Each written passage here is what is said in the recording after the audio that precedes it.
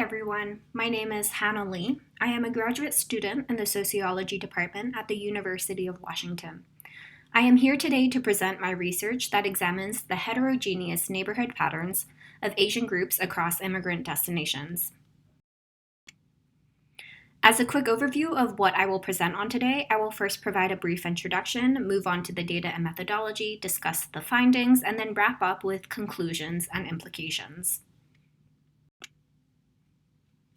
The Asian population in the United States has experienced important changes in their residential profile in the past few decades.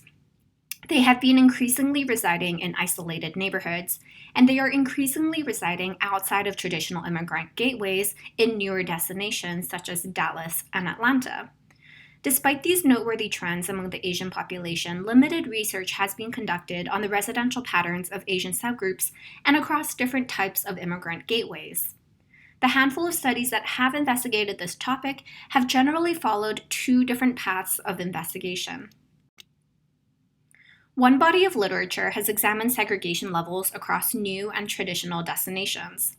This set of studies has primarily used the dissimilarity index and have often used the broad Asian category.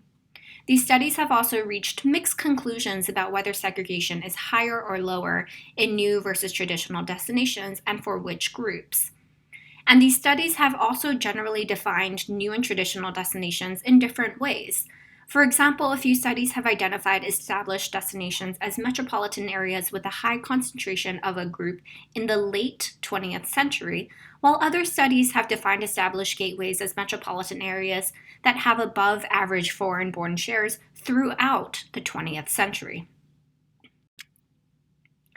Another body of literature has primarily focused on neighborhood patterns across distinct Asian subgroups in primarily traditional gateways. For example, Walton in 2015 developed an ethnic neighborhood topology for 4 Asian subgroups in California based on key theoretical frameworks, and found, for example, that neighborhoods with high concentrations of US-born residents and low socioeconomic status are overrepresented among Filipino and Vietnamese ethnic neighborhoods. These studies, however, have primarily been conducted in more traditional gateways. As such, ethnic neighborhoods of Asian subgroups in newer destinations have been left relatively unexplored. The purpose of this study is to thus provide a descriptive understanding of the neighborhood patterns of 6 Asian ethnic groups in 7 immigrant destinations, thereby bridging the two aforementioned groups of literature. This work is significant because a large body of research has highlighted the importance of the residential environment for life course trajectories, specifically the fact that where one lives matters for broader systems of inequality, life course trajectories, and patterns of incorporation. The resources, services, and contexts in a neighborhood can either provide opportunities for or act as barriers to one's well-being and outcomes later in life. Moreover, these studies have found that these patterns are stratified by race and ethnicity. Therefore, it is important to understand the quality of neighborhoods across varying racial ethnic groups. However, the existing literature pays relatively less attention to the neighborhood quality of Asian ethnic groups and in different contexts. And what is the significance of studying Asian subgroups? First, Asians are the fastest growing racial ethnic group in the US. According to the Pew Research Center, between 2000 and 2015, Asians grew 72% from 11.9 million to 20.4 million, while Hispanics grew only 60%. This thus means that they are quickly becoming a larger segment of the American population. Second, Asians are a heterogeneous group consisting of ethnic groups that arrived in the US under different contexts and with different socioeconomic resources. Given these demographic profiles of the Asian population in the US, studying how the residential and neighborhood patterns vary across Asian subgroups will allow for a better distribution of services and funding to more disadvantaged groups that live in relatively more vulnerable places. This is especially important in the context of studies that have focused on the average success of Asians, thereby masking the diversity in the Asian population. With this, my research questions for this study are as follows. Across different Asian ethnic groups and different immigrant gateway types, how common are ethnic neighborhoods? How does the racial ethnic composition of ethnic neighborhoods differ? And how do the social and economic characteristics of ethnic neighborhoods vary? I used 2010 U.S. decennial census and 2008 to 2012 American Community Survey data to identify and describe ethnic neighborhoods or clusters. Ethnic neighborhoods were identified for each of the 6 Asian ethnic groups, Chinese, Asian Indian, Filipino, Vietnamese, Korean, and Japanese, in 57 metropolitan areas. Each metropolitan area is categorized as one of 7 different types of immigrant gateways, which is based on Audrey Singer's typology that she produced in 2015. The 7 immigrant gateways are former, major continuous, minor continuous, post-World War II, re-emerging, major emerging, and minor emerging. I will spend a few minutes now going into detail about the immigrant gateway topology, and then we'll continue with the discussion of the methods before moving on to the findings. To provide more context of Singer's immigrant gateway topology, I have produced this timeline. In black, the written black letters, I have highlighted a few key immigration policies, such as when the 1882 Chinese Exclusion Act was repealed, the 1965 Immigration and Nationality Act, and the start of the 1990 H-1B visa program that brought in a new wave of highly skilled immigrants, particularly from Asian nations. I point out these key immigration policies to provide context for these different types of immigrant destinations. And the 7 immigrant destinations are shown in different colors. To understand how the immigrant destinations were categorized, there are both solid and dotted lines, as you can see in the key. The solid lines indicate whether the immigrant share in the metropolitan area was larger than the national average in that decade, while the dotted lines indicate whether the immigrant growth rate in the metropolitan area was faster than the national rate in that time period. Given time for this presentation, I will not review all of the immigrant destinations, but simply describe 2 as examples. So for example, a major continuous destination, as you can see in orange, is one where the immigrant share was larger than the national average for every decade of the past century. In comparison, a major emerging destination in dark purple is one where the immigrant growth rate was faster than the national rate in one of the last 3 decades of the 20th century, and their immigrant share was larger than average since 1990. And to provide more context about the metropolitan areas that fall into different types of immigrant destinations, I will provide some maps that show the specific metropolitan areas for each immigrant gateway. Here are the former immigrant destinations. And as an example, for each destination, I have identified the metropolitan area with the highest population for each one. So for former gateways, the Detroit metropolitan area is an example, and it's the one with the highest population. Here are the major continuous gateways, and the New York metropolitan area is an example of one. Here are the minor continuous gateways with San Antonio metropolitan area as an example. Here are the post-World War II immigrant destinations, and Los Angeles is an example of a post-World War II immigrant gateway. Here are the re-emerging gateways, and Philadelphia is an example of a re-emerging immigrant destination. Atlanta metropolitan area is an example of a major emerging destination. And finally, the Columbus metropolitan area in Ohio is an example of a minor emerging gateway. So it's important to note that even though there are only 57 metropolitan areas that are included in my study, which is a fair, definitely not a majority of the metropolitan areas in the US, together these 57 metropolitan areas account for about 70% of the immigrant population. And so they account for a lot of what is going on with regards to immigrants and where they live in the US. So for the study, moving on to the methodology, I identified clusters or ethnic neighborhoods and examined several characteristics of them. So conceptually, clustering is when members of a racial ethnic group reside in a contiguous and closely packed space, leading to the formation of a single racial ethnic enclave. Clusters were measured using local Moranzi, and with this operationalization, a cluster is defined as a group of tracts that have positive and significant z-values and with a relative group concentration score above 1, whereby a group's proportion in a tract is higher than the average group's proportion in the metropolitan area. I also examined 3 attributes of the clusters which parallel my 3 research questions.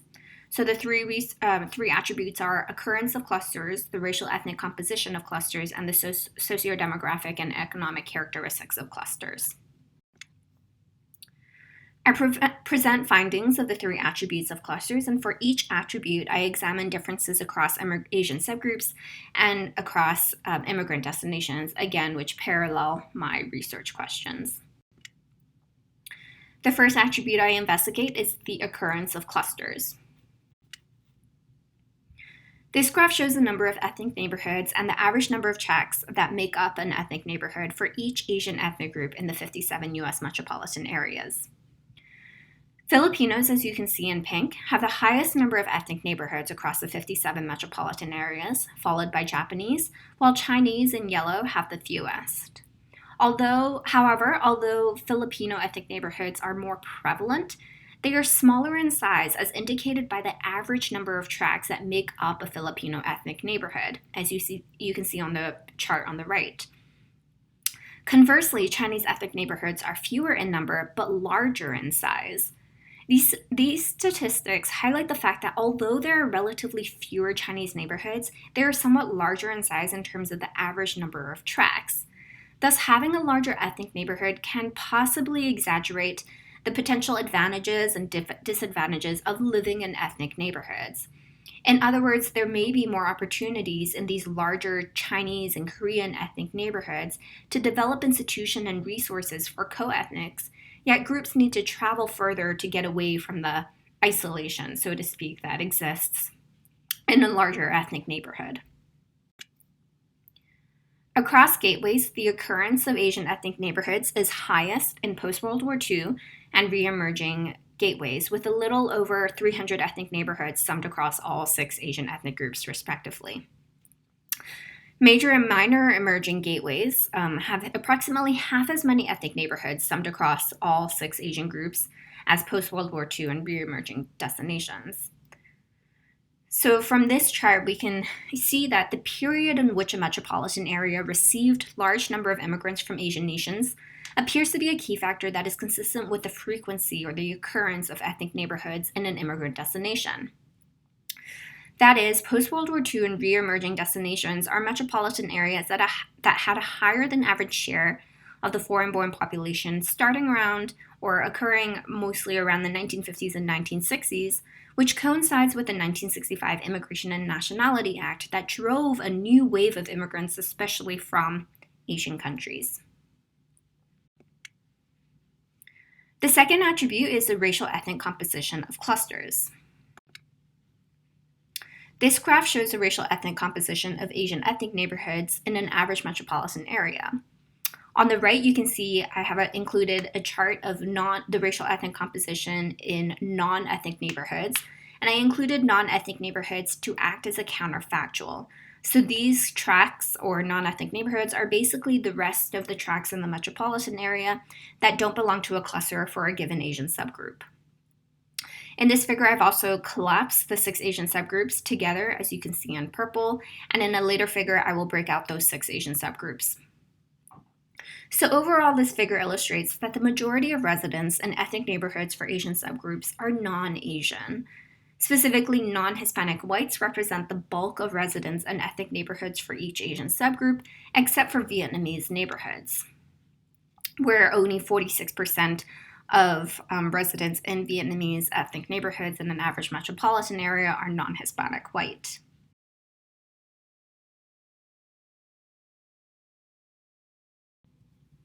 Honing in on ethnic neighborhoods for specific Asian subgroups, In Chinese and Indian ethnic neighborhoods, there are smaller shares of non-Hispanic Blacks and Hispanics compared to Chinese and Indian non-ethnic neighborhood counterparts, respectively, in an average metropolitan area. So that speaks to who the neighbors are in Chinese and Indian ethnic neighborhoods.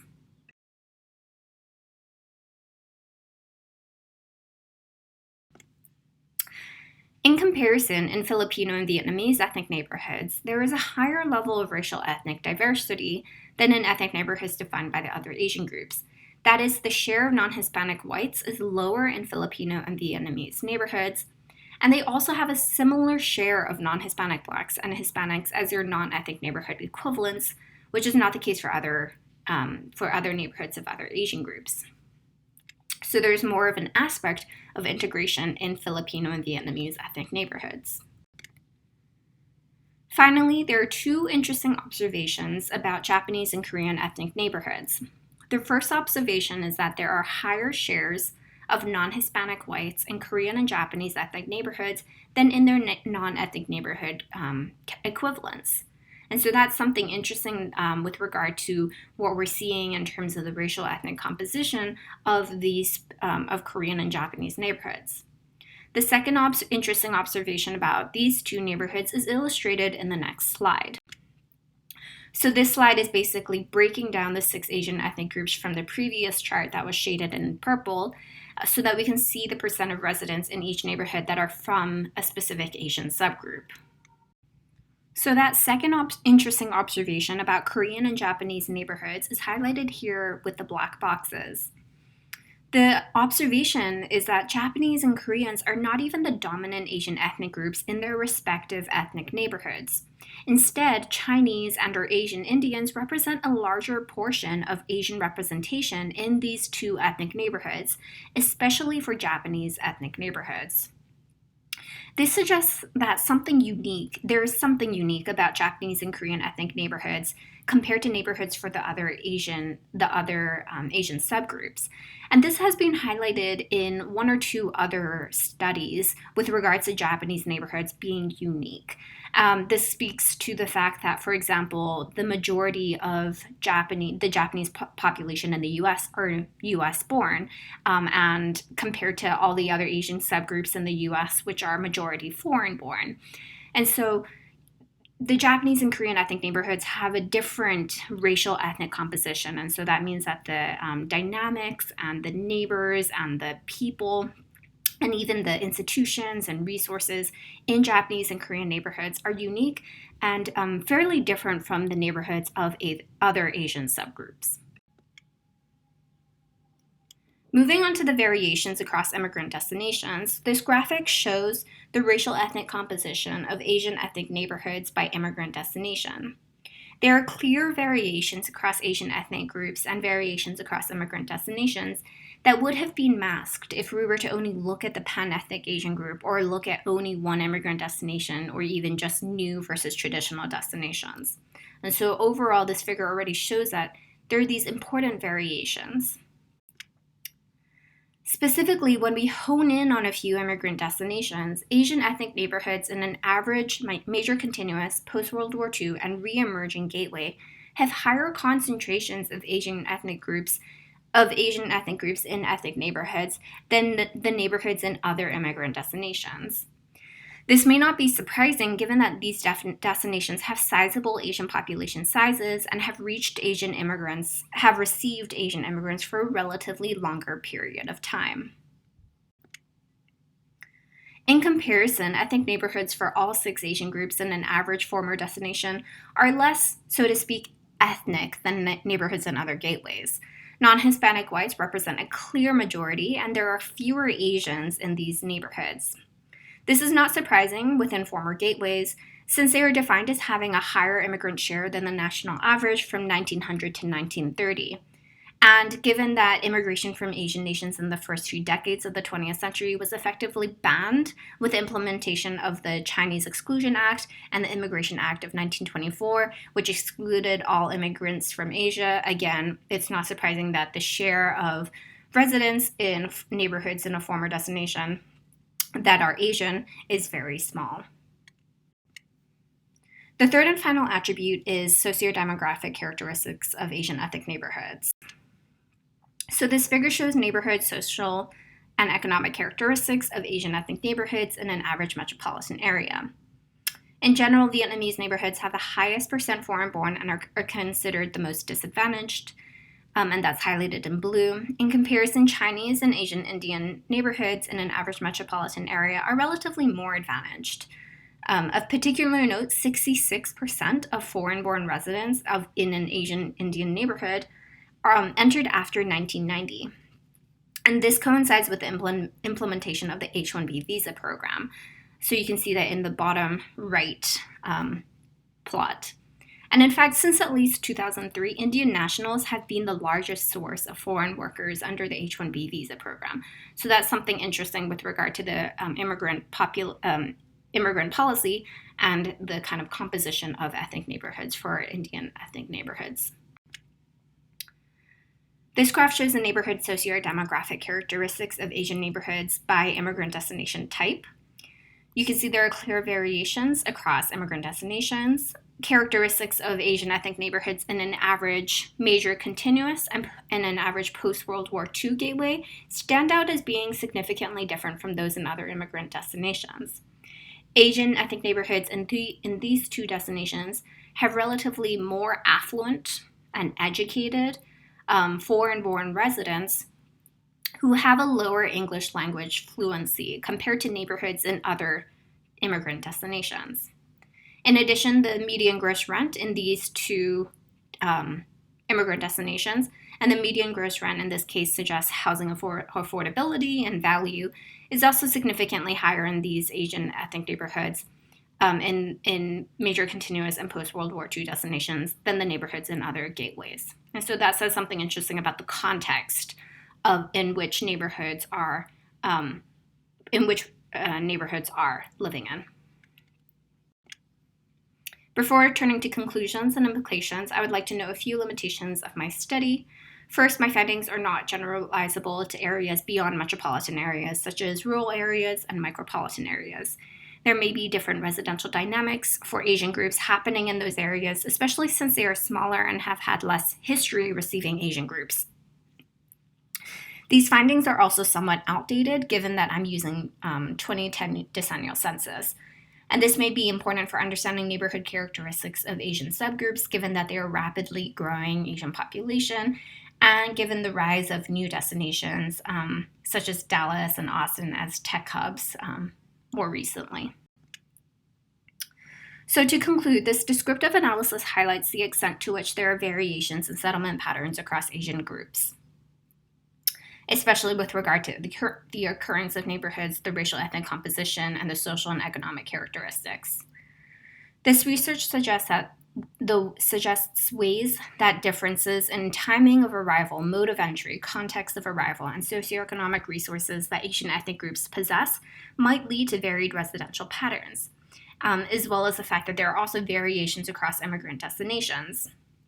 So, for example, ethnic neighborhoods in major continuous and post-World War II destinations are more prevalent and are home to relatively more affluent foreign-born residents with relatively lower English language fluency compared to neighborhoods in other destinations. So these results suggest that different residential patterns need to be studied beyond pan-ethnic Asian groups, beyond the off-steady metropolitan areas such as New York and Los Angeles, and also beyond the dichotomy of new versus traditional immigrant destinations. With regard to this last point, the findings suggest that immigrant destination categories should be contextualized.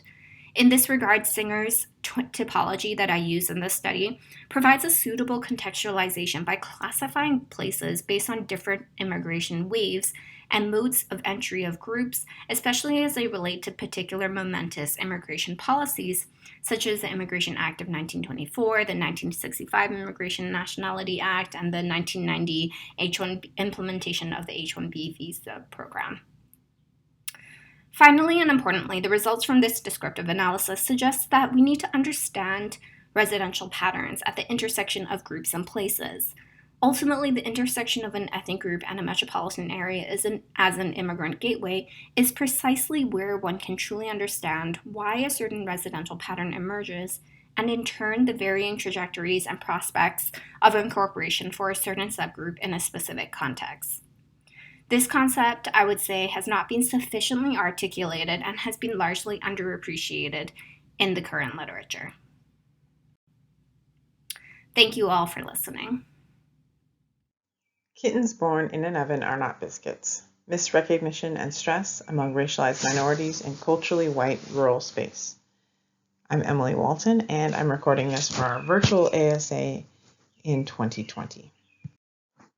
Migrants are coming to steal our jobs. They are threatening our safety. They are changing the character of our communities and our schools. This is Stuyvesant High School, a top-ranked public school in New York City. It is 74% Asian American. These fears about how immigration will reshape America are at the heart of some of the most feverish political battles and policy decisions. A new and important frontier for these changes is rural America, where we are witnessing one of the most important population shifts in demographic history. Currently, rural America is mostly white. However, the vast majority of its recent population growth stems from people of color. We also know that these population shifts are accompanied by greater intolerance among longtime residents, and that this xenophobia has intensified with the current administration.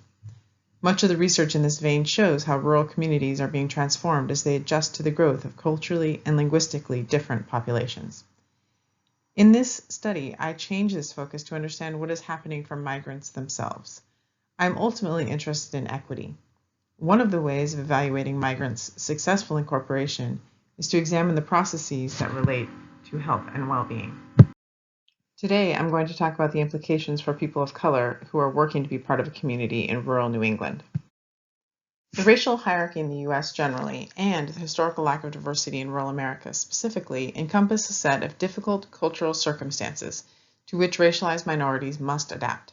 Migration scholars have demonstrated how what is called the context of reception, broadly, meaning the opportunity structure, perceptions of acceptance, and availability of social support in the local community, is a key determinant of migrant incorporation, or full participation in major social institutions and membership in the new community. For those in the dominant racial position, whites, maintaining symbolic boundaries between us and them is an essential mechanism through which they preserve their superior status position and achieve power by exploiting, controlling, or excluding those who are deemed other. The present-day migration of people of color to rural destinations means that they're settling in areas with little recent non-white presence and an indigenous history that has been erased. So racialized newcomers often find others in the community do not share their experiences, cultural practices, and values. Dominant groups sustain hierarchy by wielding stigma power to control and exclude those who deviate from social norms. In this study, I elaborate the theoretical details of an important microprocess through which stigma works, the devaluation and denial of others' shared humanity, or what I call misrecognition. Conceptually, misrecognition resonates with Goffman's classic description of stigmatized individuals as not quite human. This study's major contribution is a qualitative elaboration of misrecognition mechanisms, linking the stigmatizing cultural context of rural America with stress among racialized minorities.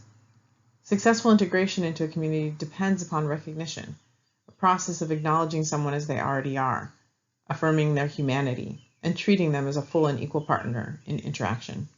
Therefore, when people of color are misrecognized, their humanity is denied in social interaction, negatively influencing identity processes like self-worth, self-respect, self-esteem, and resulting in group-level status subordination. As people come to understand their lower ascribed status in their new community and negotiate their stigmatized identity, this may activate a stress response process. Nicolette and Burgard have shown that as international migrants have more experience in the U.S., they begin to understand their downgraded social position and are more likely to be depressed. Similarly, Gonzalez and colleagues demonstrate how the uncertainty of having no place to belong among undocumented migrant youth has negative consequences for their well-being. In her study of undocumented Brazilian immigrants in the U.S., Joseph describes how a majority of them live in a constant state of anxiety, feeling they're never able to let their hair down to simply live.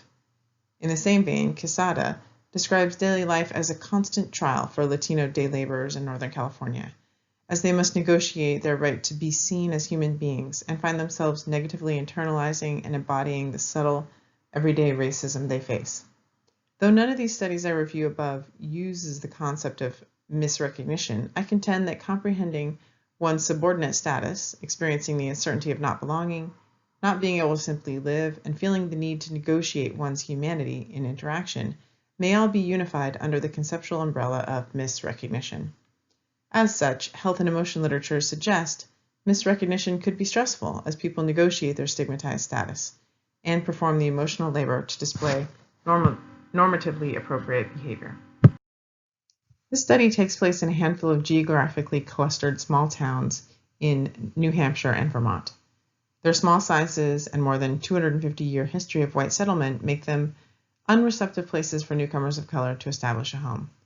In 1990, the most diverse of these small towns was 97% white. But this proportion has eroded over time, so that today whites comprise just 83% of the population. I utilize interviews and ethnographic field observations. Research assistants and I interviewed 57 individuals of color. This is a very middle-class group, with 83% having professional and occupational status. You can see how these proportions are very different from the new destinations literature, which generally focuses on low-income Latinx immigrants. I asked questions about their history, their experiences in their communities, feelings of being valued, attachment, participation, social networks, and health and mental health. I focused my analysis for this study on themes related to misrecognition, and I created the following conceptual model. I argue that the cultural context of rural New England creates racial stigma. In turn, racially stigmatized individuals experience the process of misrecognition. Finding themselves misrecognized, migrants of color experience deleterious stress. For the interest of time, I'm going to focus on the misrecognition processes for this presentation. I elaborate the details of the two processes, social distancing and having to prove oneself. Social distancing is a misrecognition process that can manifest along affective, normative, and interactive dimensions. Many respondents felt that the longtime community members kept them at an affective social distance, resulting in them being essentially unknown in their community. Ravi, an Indian man who has lived in his town for 11 years, wasn't very connected to the community and thought others' racial judgments about him might be the reason for his lack of strong ties. He says, "I recognize some people, but they don't recognize me because they feel like Indians look the same." Anura, an Indian woman, described how difficult it was to form connections, and thus she didn't receive the social support she needed. My in-laws visited, and they were like, "How can you live here? We had hardly any social life. I hardly met anybody." During that time, we also learned of health problems with our child. It was a big thing. We were thinking maybe we would be better off going back home because at least we would be with family. Anura wished for and perhaps needed a stronger social support network, but perhaps not viewed as having potential for deep friendships because of her stigmatized racial identity. Some people really tried to connect with long-standing community members but failed because they were not able to fit in with the local culture, indicating a normative social distance. Craig, a Native American man who has lived in his small town for 7 years, feels it has been hard to break into the townie culture and insightfully articulated that he and his family feel more like accepted guests here than community members. Hayden, a young black man, felt like locals asked him to understand their culture, but the relationship was not reciprocal. He said, "Because New England has a very rich, very deep culture, there has been a lot of adapting on my part. When you meet people here, they're like, 'Oh, let me teach you how to make maple syrup. Let me teach you old hymns.' But in terms of the flip side and people getting to know where I'm from and the sorts of things that make me me, I wouldn't say that people here are too keen on it." Hayden was asked to fit in with the local social norms and kept at a social distance when he did not. Others describe an interactional distance from longtime residents. Jocelyn, a Filipino-American woman, describes the social distance that is based on her racial identity. She says, "Because I have a visible racial identity that is different from the majority, I feel like I am not seen as a complex person. Being able to move through a space and not have to be so hyper-vigilant all the time is a privilege afforded when you're part of a majority. Here, I feel very visible. People notice me, but I don't know if they understand me in the way that I want to be understood." Jocelyn feels reduced to one dimension, her racial phenotype. She is perceived to be a part of a group rather than an individual with a complex identity. Yuyan describes how she feels held in an interactional distance in white social spaces. When I was in a mostly Caucasian church, I felt people were welcoming and sweet, but they didn't really want to break the boundary to make a friend with me. I feel the sense that sometimes they don't know how to speak, how to act with someone from a different culture. I would just go to church and say hi to everyone, but no friends were made if I didn't make the effort. In these small towns where the cultural norm is whiteness and deviation from this is devalued, being part of a racialized minority group means having a stigmatized identity that one must overtly overcome to be accepted as part of the community. The social distancing racialized minorities experience is a misrecognition process that prevents them from fully participating as equals in the social life of the community. Turning to the second misrecognition process, many respondents feel the need to prove themselves in social interactions with people they don't know. Most of the people of color have moved to the area for professional employment, and this occupational status brings them into interaction with people who question their credentials and their right to occupy a position of greater or equal status in the workplace. Visakha, a Sri Lankan woman, related how she has been disrespected in her professional capacity as a wealth manager. She says, "I feel like I have to prove myself. I naturally think that I'm somebody's assistant. Once, I was meeting a client for the first time, and 2 minutes after meeting him, he says, 'Are you a citizen?' I was happy to share my status because I'm not illegal, you know. But in a professional environment like that, you don't expect people to just blurt out, 'Are you a citizen? Are you legal?' I thought it was really crass for someone to look at me and just say that." In her professional status as a nurse, Sarah, a Filipina, reacts indignantly when people assume she lacks knowledge because she's foreign-born. She said, "They sometimes think that I don't know things. I love disproving them.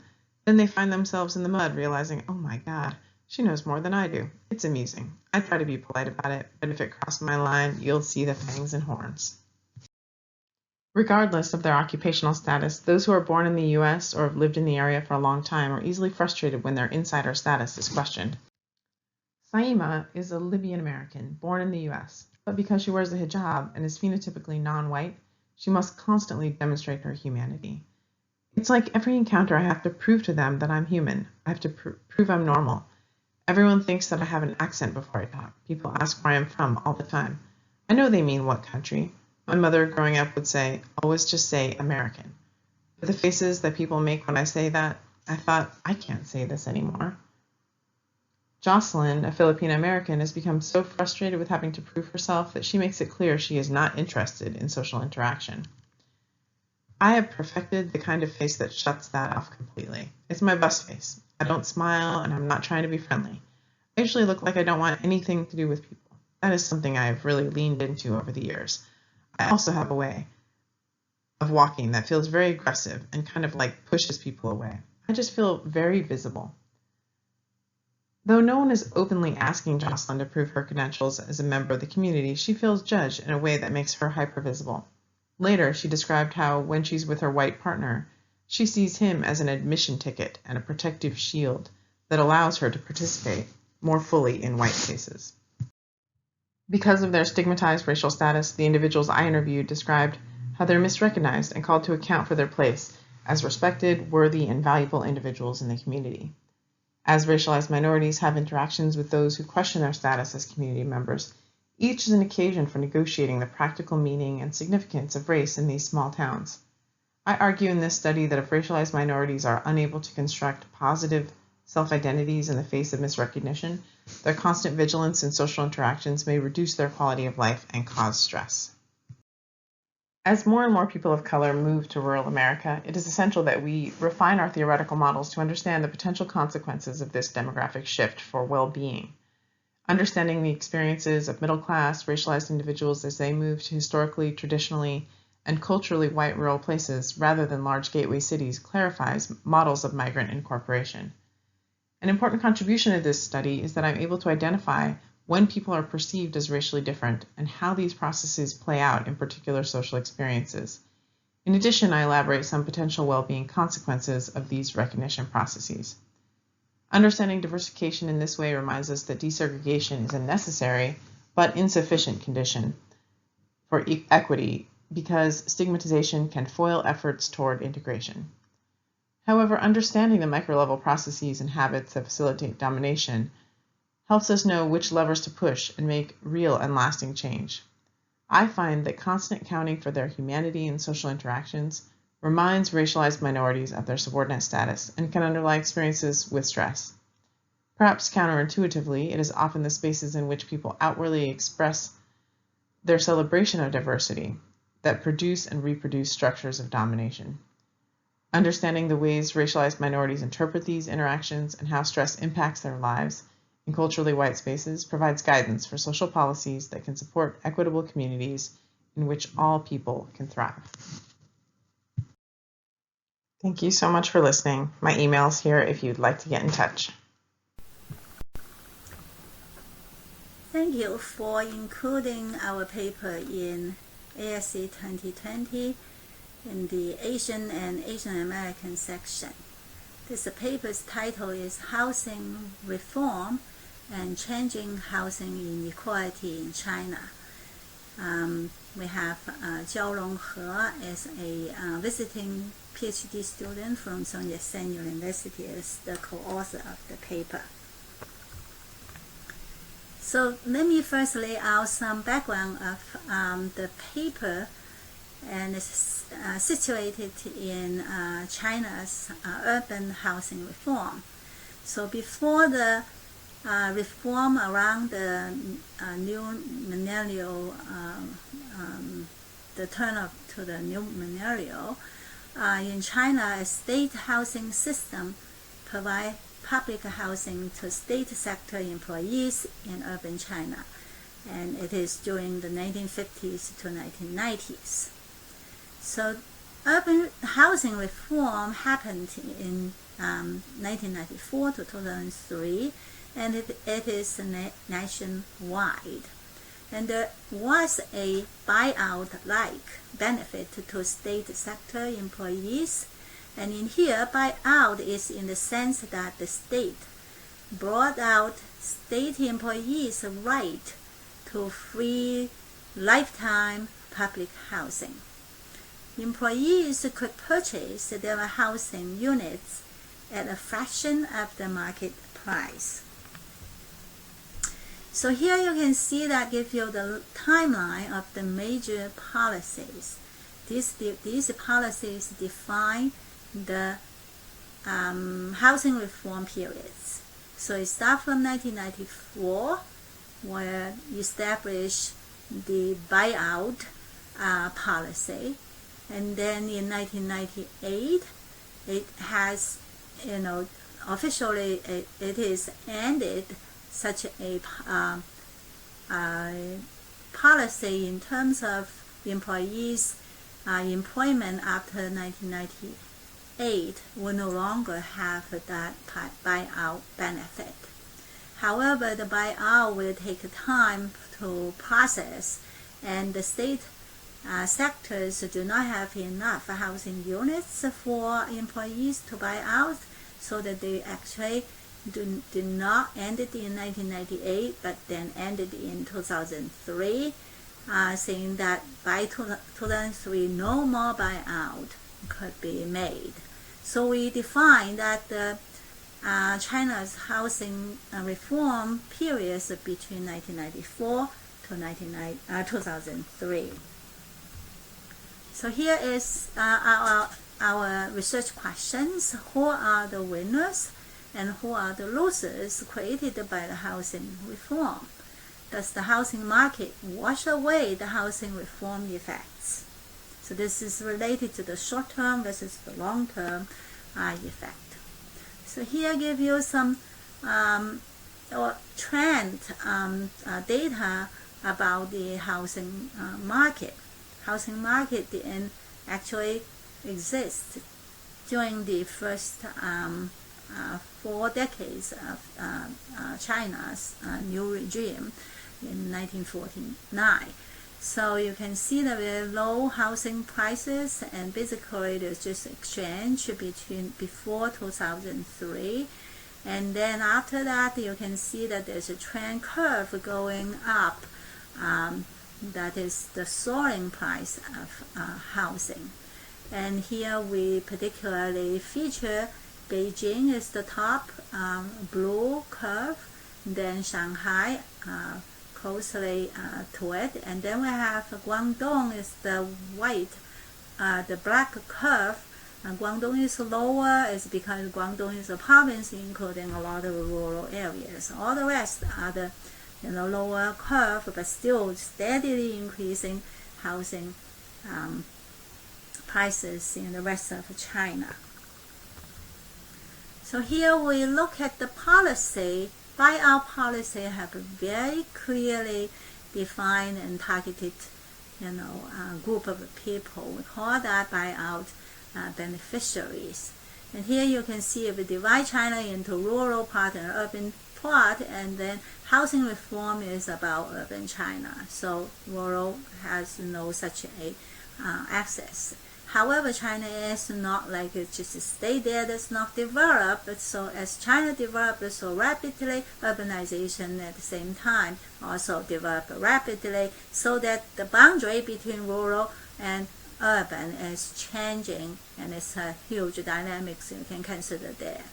However, there is a system we call the hukou system. That mini hukou is household registration system. Is a very famous, China's social structure that have a divide of the population into agricultural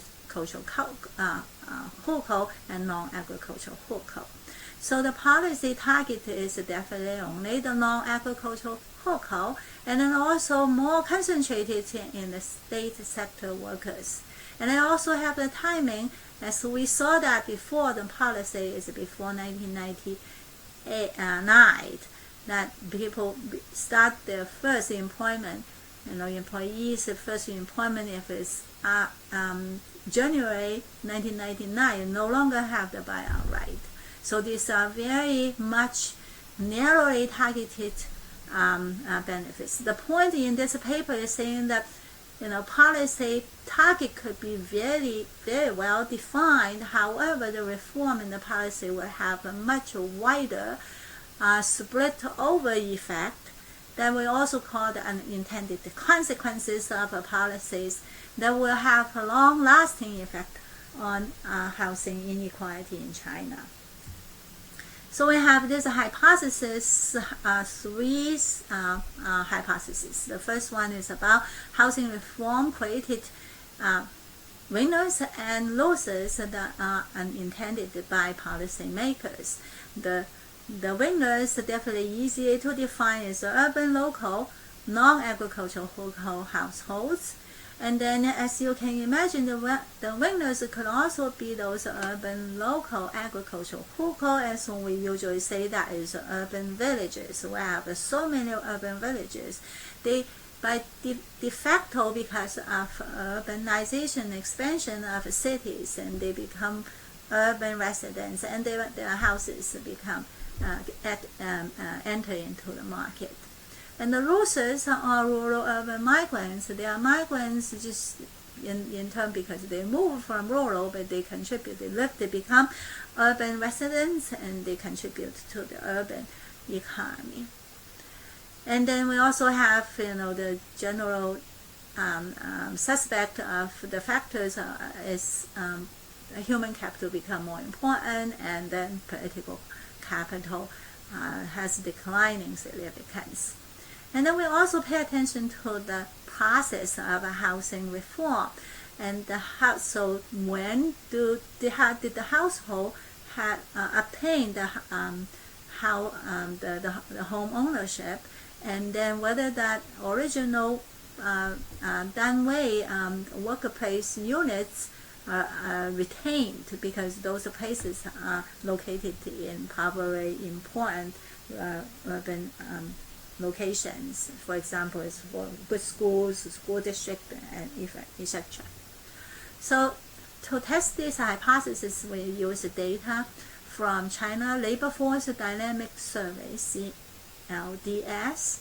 They particularly include a housing module. There's a housing module in the household survey asking about detailed questions about home ownership timing, and then housing purchasing price and current market price, and potential owners. So there is a whole block of question is about housing, and this is very unique. And they ask also in the history is the timing. So timing not necessarily is, during the time of the survey, but it is asking the current housing, where do you obtain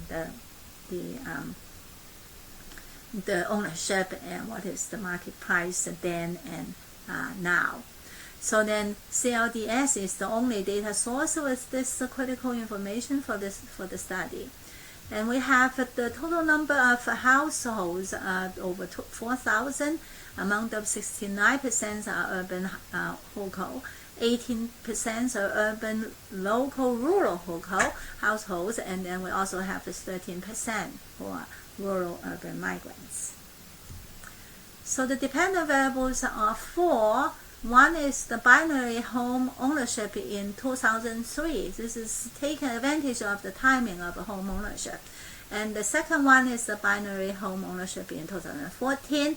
And then we look into the housing market price and also in 2 time points. And we take the log transformation of this right-skewed distribution.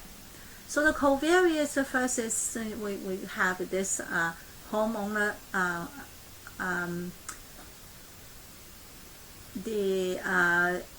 definitely major things is about the hukou, and then we're going to talk more about that in the descriptive pattern.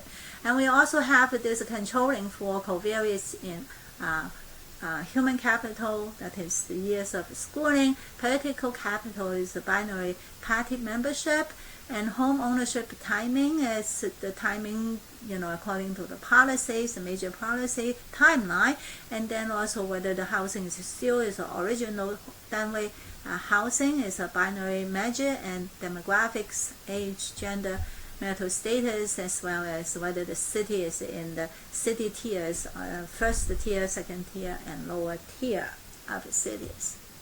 So we use multiple imputation because there is missing data there, and then because there's a housing home ownership versus the price, which is conditional on having home ownership. So we have a relatively more complicated multiple imputation procedures, but for the sake of the time, I'm going to skip that.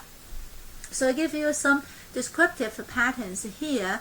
First one, we want to get into really this hukou divide, and also the divide the types of hukou, agriculture versus non-agriculture, as well as the localists. So it is the urban localists versus the non-urban localists plays a very important role. So in the rest of few slides, I describe the patterns is all by type and localness of hukou. So, and I also present you with more detail than what we're going to see in the multivariate analysis, because the local non-agricultural households are the majority. 69% of the samples are this type. So then the housing reform target more on the state sector, so that we divided those households who had members engaged in state sector or the occupations or professional and blue workers that is in the large factories, and those we call that local non-agricultural NA, and higher status means that state and sectors and hukou. So then the low means L here means it all the rest of them. So I distinguish them is trying to say that they actually throughout the descriptive pattern you can see that they are very similar to each other. There is no point to further not no point. Actually I did that and then we combined them. So then the local agricultural hukou are those Chengzhongchun or urban village households, and they are in this group. And then rural urban agricultural hukou, these are other rural urban migrants, and here we also have the total sample. So here we see that the red bar is for home ownership. They obtained home ownership in 2003, and then in 2014 we further measure the home ownership, and we see that home ownership increase in 14, which is the origin bar, and then the red bar is on, for 2003.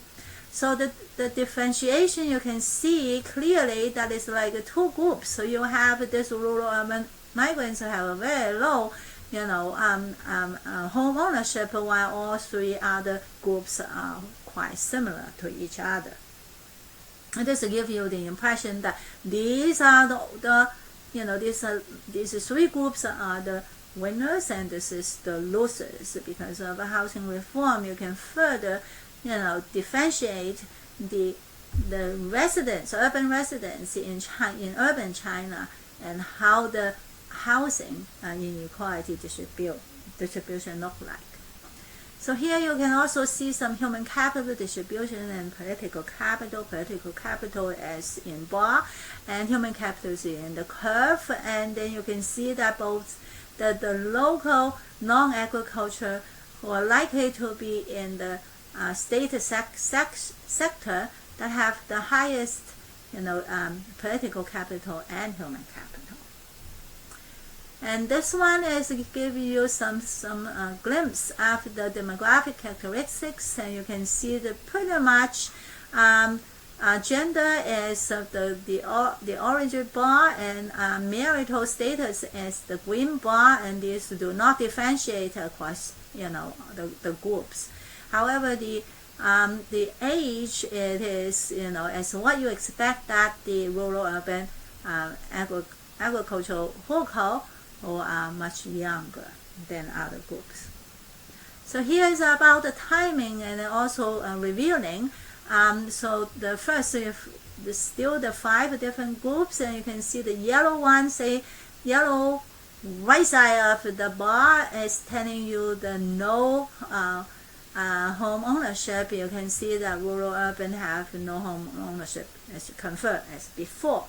And then the home ownership before 1994 is some kind of like exchange. Before in urban people, some households still own some their own property, and even though there was no property right at those time, but we can see the differences. And then very obviously you can see that farmers and peasants have their own farmhouses. So that's before 1994. This bar, the green bar, is the longest for those urban village residents. So you can see that in the red bar, they get the home ownership during the reform, and then you can expect that the longest bar section is for those local non-agriculture and state sector group. So this one is looking at the original Danwei housing. You can see some of the big companies, not company, as the factories, and they have kind of like a little city in a city, and the housing is pretty good. And then if you keep those, they will be the center of the urban areas and have traditional good schools or something like that. So you can see that if the people keep their own original Danwei housing unit, happen a lot more among those local non-agricultural state sector group. And the last is about the city tiers. The city tiers, we know that Shanghai, Beijing, Guangzhou are the first tier, and then you can see the rural urban migrants are concentrated in those cities because those are the magnet for migrants. So then you can also see that the local non-agricultural. So then you can see that the other distributions as expected. Okay. So let's get into multivariate results here. So we have models for all the for home ownership in 2003 and 2014, the two different timing, and then the blue symbols are for 2003 home ownership, and then the orange is for the 2014. So this is a logic model for a binary dependent variables, and you have the household have home ownership or not. And we tested the first hypothesis about housing reforms the effect on winners and losers. So we say that the evidence show you, so here is a non-agricultural hukou in the rural, in the urban areas, and then we also have agricultural local hukou, those urban village residents. And the reference group is the rural-urban migrants. You can see that these two winners are significantly different from the loser, which is a reference, and the effect is almost constant in the two timings in 2003 versus 2014. And here also show the effects of education and party membership, and they are during in the earlier timing, these two capitals do not matter because it is a universal in the sense that the beneficiaries would have the benefit so long as they are state sector employees. So the effect, this capital effect actually have some, positive on ownership, home ownership in both time period. So the next one is about the given conditional on having home ownership, or what are the home market price. It's a function of the hukou and other capitals. So here is we use a Tobit model, which is truncated at the lower bound at 0 of log home market price. That means that they didn't have home ownership. And then the hypothesis again is about the winners and focusing on the winners and losers. You can see similar results for that. You can see that agricultural hukou, urban hukou, and agricultural local hukou, they are both owners. And then the education and party membership effect are small and a little bit anonymous. So, and then the next one we are talking about the process of housing reform. That is whether keeping the downway housing unit and the timing of home ownership attainment would matter. It does matter. All of them have positive effect, increasing. That means increasing the home market price or home wealth in both 2003 and 2014. So to sum up, the major findings here is we find evidence to support the winners and losers, and suggesting that we find unintended consequences of the housing reform. And the policy effect outweighed human capital and political capital. We're talking about wealth. You would think about capital beget capital, but this human capital and political capital does not matter, as the policy that is really transforming the socialist China into a market economy China, and where it is not the market forces that have an effect, but it is the reform that have a long-lasting effect.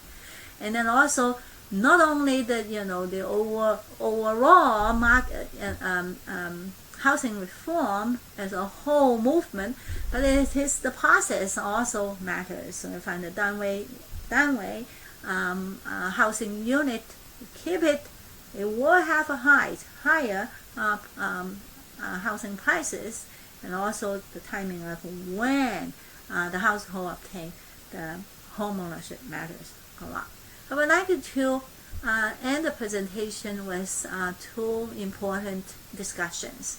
The first one is regarding rural-urban migrants. We include them in the study, and then critics would say that why include them?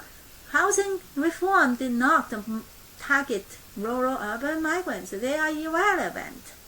But we also have argument for including them because rural-urban migrants are urban residents. They stay there, they stay put. They are not returning back to their home rural villages. And they have been the driver for urban economy and urbanization, and it is including them would open our eyes to see the unintended consequences of a policy and urban reform, a change in the landscape of inequality in housing wealth. So also regarding the rural hukou in urban areas, here we include them in the study, and the argument for not to include them is saying that housing reform did not target them. If they do not target them, why would you study them?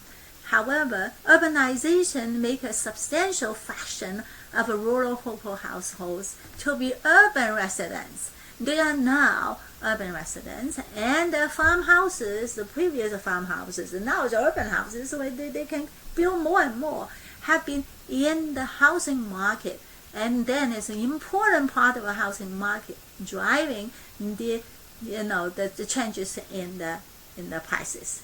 So I threw out these two debates or discussions to the audience, and it was asked to think about how to study inequality. Economic inequality is a narrow view to study inequality by itself. It is a population phenomenon, and we need to include them. That's my idea is for, that's why we designed the study in this way. Thank you very much.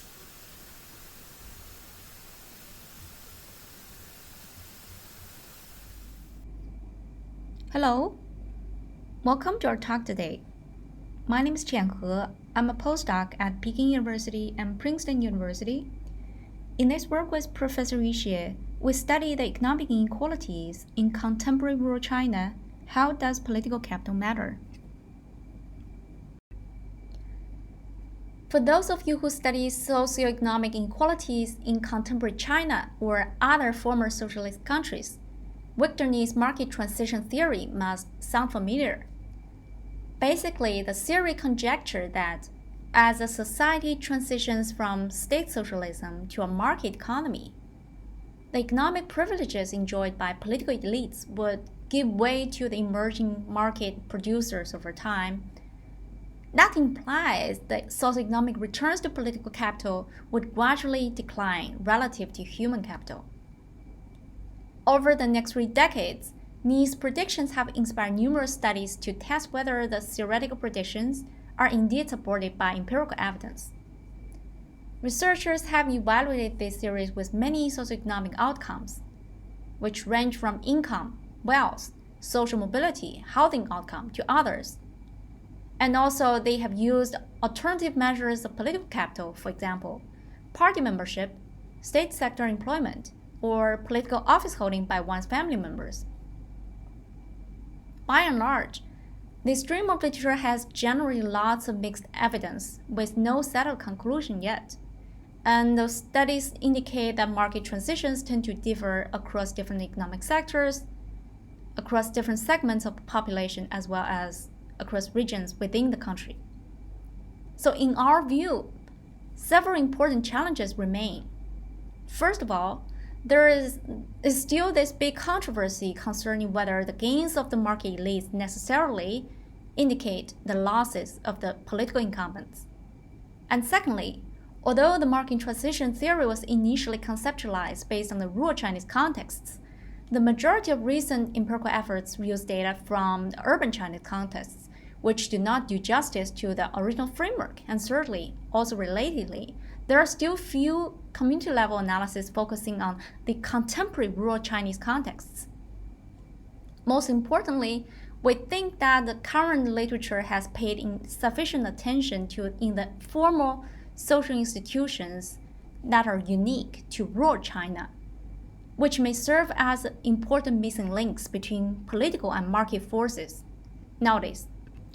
As a matter of fact, the kinship-based informal social networks have existed in rural China for hundreds of years.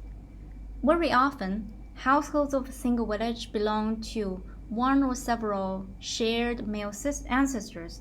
They tend to live close to each other and form social groups based on their shared blood ties, called lineage groups. Even today, many rural villages are still named after their common surnames, such as Zhang Village, Li Village, or Wang Village, among others. As many of you might know, China is a huge country, and the administrative powers have been relatively weak below the county level since ancient times.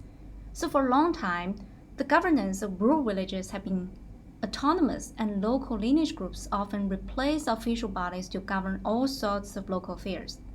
For example, members of the lineage groups often gather together for ancestral ceremonies or other activities in order to honor their shared cultural traditions. The lineages also function as larger economic units so that member households tend to coordinate divisions of labor to maximize their collective interests. In addition, their leaders also play important roles in rural villages so that they function as if they are grassroots level officials.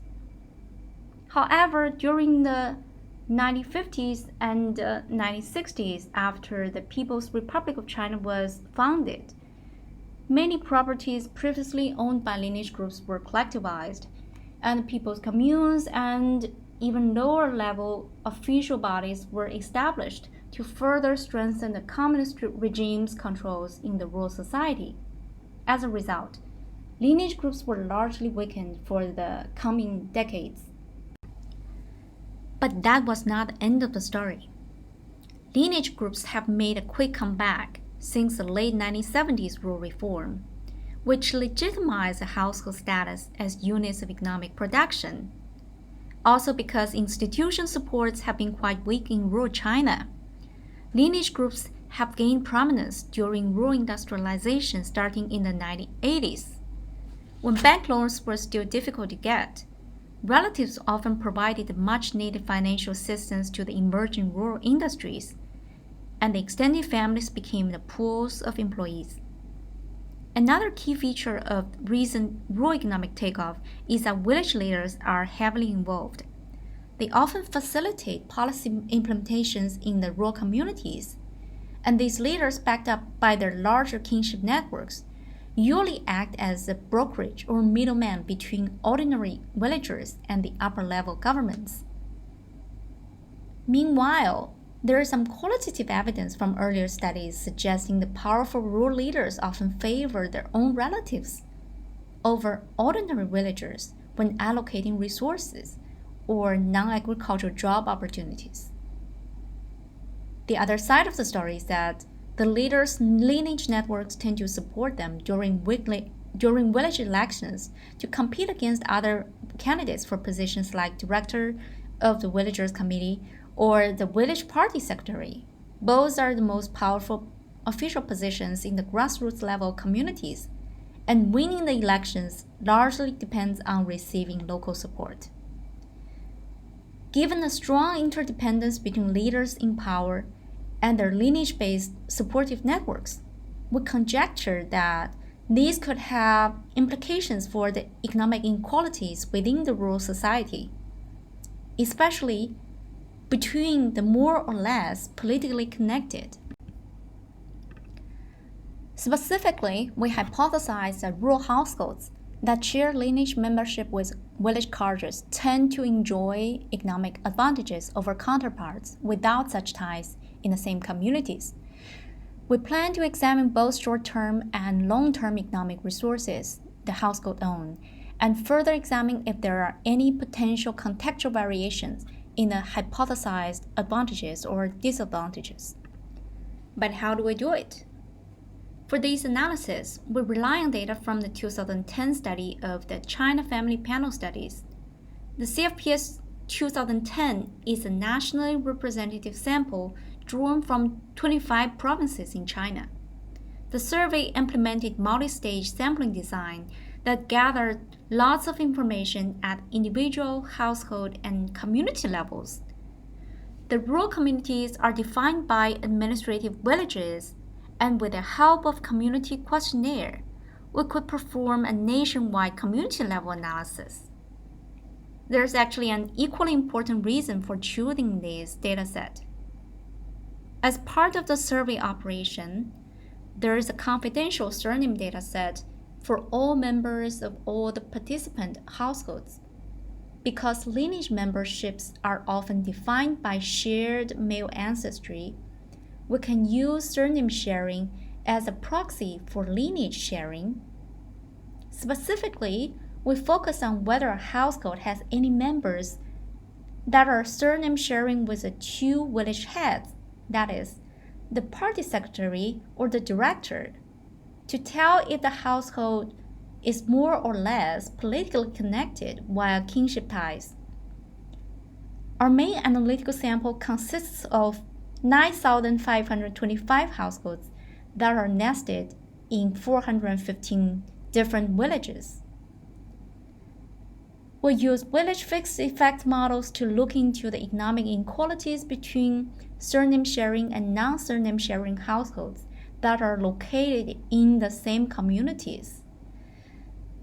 This approach has the advantage of isolating other confounding institutional arrangements between different communities. For the next few slides, we'll show more detailed results from regression analysis for total household income, non-farm household income, and lastly, for total household assets. We start with total household income. Figure 1 plots coefficients for surname sharing with village leaders. We log transform the raw incomes so that coefficients can be interpreted as percentage changes. In the baseline model, we only control for the household's surname sharing status using non-surname sharing household as the reference. We could see that there's no significant difference to begin with. Model 2 then incorporates village fixed effects into the model to highlight within village variation, and it does make the difference. Compared to the baseline, Model 2 indicates the surname sharing group on average have over 26% higher income. Of course, at this point, we haven't considered other factors yet, which we will net out step by step. In Models 3, 4, and 5, we additionally control for demographic characters, educational attainment, and social capital, and we see that the demographic characters reduce the original gap in Model 2 by about half, which is reduced from 26% to 14%. But the educational attainment and social capital does not make too much difference. And lastly, in Model 6, the full model controls for the household's own political capital as measured by any of the member is party member or state sector employee. The reasoning is that we suspect that being politically connected could generate extra income rewards by reproducing political capital, which makes sense theoretically, but like the previous ones, they don't change the coefficient much. Therefore, the key question is, how could we better explain the persistent income advantages of being surname sharing with village leaders? Well, we think there might be some unobserved differences between these two groups so that could better explain the over 10% income advantage. There might be some invisible cultural behaviors that disproportionately favor the lineage associates over other unrelated households. That might explain why the model solely based on observable household characters just cannot capture the salient economic differences between these two. Considering that rural economic growth is highly driven by the non-agricultural industries, one might expect that income advantages of having lineage-based political connections could be larger if non-farm household income is instead the outcome. So we conduct parallel analysis focusing on non-farm household income, as shown by Figure 2. As you may realize that these patterns are highly consistent with Figure 1, and the non-farm household income advantage in the full model persists to be over 14%. The size is comparable with, but slightly higher than that for total household income, which is exactly what we would expect. In addition to short-term flows in households' economic resources, we also examine the long-term stocks as measured by household assets. So we run the same set of analysis on log-transformed household assets. As you could see, the patterns are strikingly similar to what we already seen in Figure 1 and Figure 2. As a last step of our analysis, we further examine if there are any variations returns to surname sharing ties with respect to within-village social dynamics. But in order to measure the village-level variations in informal social ties, we come up with two different measures. The first one distinguishes villages with and without lineage groups. As Figure 4a and 4b consistently indicate, surname sharing gains are more substantial in villages with at least one lineage group. These suggest that lineage-based social boundaries may simultaneously serve as boundaries of economic interests inside those local communities. Alternatively, we can distinguish the villages where the kin social interactions are higher from those that are lower, as Figures 5a and 5b consistently suggest that the surname sharing economic advantages are consistently larger in villages where the kins or the relatives are more socially engaged with each other compared to otherwise. As we're running out of time, here's a brief wrap-up. A key takeaway of this presentation is that lineage-based political connections tend to operate within communities to give the more connected household persistent economic advantages. The findings are highly robust, and we observe consistent patterns for income as well as assets. Second, as not all villages are the same, so are the observed surname sharing advantages. In the later part of our analysis, we find some heterogeneous effects across local social contexts. More specifically, being politically connected is associated with greater gains in villages where lineage groups are more present and in villages where the relatives are more socially engaged.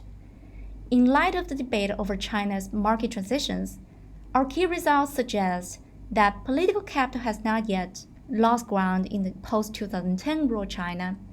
We show that kinship ties with the lowest level of office holding generated considerable economic gains. Hello, my name is Emily Walton, and you may remember me from my presentation earlier. So today I'm also providing the discussant comments on this series of presentations. So while I must say it was a little hard to find some similarities across the studies presented, I do note that they are united in their examination of inequality in key areas both within and across ethnic and geographic groups. So I'm going to stratify my discussion today by the focus on Asian America and China. First considering Li, then Hao and Ha, and finally Ha and Xia. I'd like to start with Hannah Lee's paper, Heterogeneous Neighborhood Patterns of Asian Groups Across Immigrant Destinations, noting that her focus on urban areas is a contrast to the experience of Asian Americans in rural areas that I discuss in my paper. So Lee asks interesting and important questions about characteristics of ethnic neighborhoods across many Asian subgroups and considers these in context of multiple types of immigrant gateways. I commend Lee for using a systematic typology of cities to organize the analyses and taking a finer grained look across subgroups within the Asian racial category. In general, her categories of analysis were interesting and relevant, but Lee relies only on descriptive comparisons to support her arguments. I really think a lot could come from a systematic city type and ethnic group comparison. I was particularly struck by the fact that ethnic group proportions seem to vary so much across city types, but not across ethnic groups within city types. So I really think some more analysis along these lines and this kind of interpretation might help strengthen the paper. I wonder about the premise that Asian Americans are, as she says, increasingly residing in isolated neighborhoods. Lee points out herself that even the most concentrated ethnic neighborhoods rarely reach proportions above 35% Asian. So perhaps a slight reframing to think about higher concentration and clustering would be useful rather than thinking only about isolation. Early on, Lee argues that more tracts mean the group has more space. I would argue that this is not necessarily the case. Tract boundaries are determined according to population size, not geographic size. So it seems as if there are more tracts making up an ethnic neighborhood that actually means that there is a larger ethnic population. I'm not sure one can infer that residents have to travel farther to reach resources. Finally, the finding that Japanese and Korean Americans do not truly live in co-ethnic neighborhoods, but that their ethnic neighborhoods have higher proportions of Asian, Indian, and Chinese Americans was pretty interesting. So I would encourage Hannah Lee to continue along that line of thought. Turning now to Ling-Shin Hao and Zhao Long-Ha's paper, Housing Reform and Changing Housing Inequality in China. This paper examines the effect of housing reform in China that took place at the turn of the new millennium. They took advantage of a period of great social upheaval, the privatization of the housing market in China, to understand the effects on inequality. These authors integrate theories of marketization, stratification, urbanization, and rural-urban migration to understand changing housing inequality. This study offers compelling evidence for the emergence of a new inequality in home ownership and home market prices. Hao and Ha largely argue that the household registration system, or hukou, is the primary social stratification factor that maintains rural-urban division, even within urban areas. They find that urban households with non-agricultural registration and households with agricultural hukou that have been incorporated into urban areas are the winners. In contrast, rural urban migrants are the losers because they're left out of the urban housing market altogether. One critique of this paper may be that it was weak in its development of the human capital versus political capital ideas. They find that political capital doesn't really matter for inequality because of the benefit given to government workers, not party members. Similarly, they find that human capital is not a major player. Instead, they show how the effects of the housing policy outweigh both human and political capital. I also thought that the authors still have a lot of room to grow with the discussion. They can do so much more to explain the meaning of what I found to be largely intuitive findings. They have such great data and hypotheses. I just think that they can do so much more to help the reader understand why and how the housing reforms have reinscribed this rural-urban inequality. Finally, I would like to discuss the last paper by Qianha and Yu Xie, Economic Inequalities in Contemporary Rural China, How Does Political Capital Matter?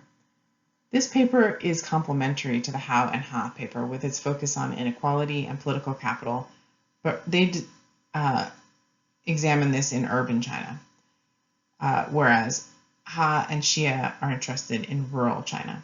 Both are interested in the effects of China's market reform, investigating consequences for inequality of the transition from state socialism to a market economy.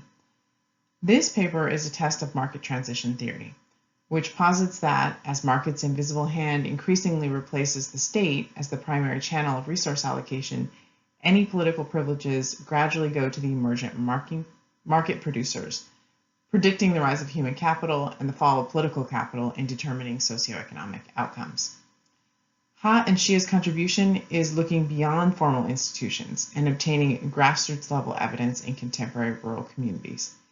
They offer a fine-grained community analysis, but it is collected in a nationally representative way, which allows them to disentangle the mechanisms of market transition theory. Specifically, they find that kinship-based social ties in rural areas exacerbate economic inequality. I commend these authors for the use of confidential surname data to pair households with village leaders. This is a unique and innovative idea that tests the effects of political capital on income and assets. Instead of asking whether political capital matters, however, they show how it actually shapes income inequality. Ha and Shia find that lineage-based political ties give income and asset advantages to rural villagers compared to others without such ties. Further, sociodemographic traits, human capital, social capital, and conventional political capital measures don't explain the enduring political advantages that accrue to rural households that are connected to community leaders. I suggest that this paper is going to be a major contribution to the literature on market transition theory. The authors fill blind spots left by predominantly scholarly interests in analyzing political and economic elites. And their substantive focus on informal institutions in rural villages sets them apart from urban-based studies. In the end, I would just like to say that all of these papers presented in the panel today were fantastic, and I urge you to join me in congratulating the authors, and please feel free to reach out to them with any questions or comments that you might have.